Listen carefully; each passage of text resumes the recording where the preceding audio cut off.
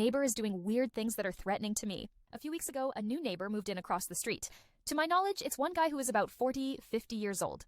For the past few weeks since he moved in, he has been taking walks around the neighborhood, and every once in a while when he passes my house, my living room has a window that can see into the front yard, he stands and watches me.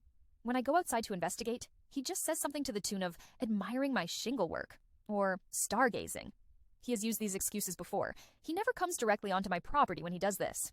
A few days ago, I came home, and when I went to pull the trash cans back from the street, my neighbor is sitting on his front porch with a rifle in his lap in plain view.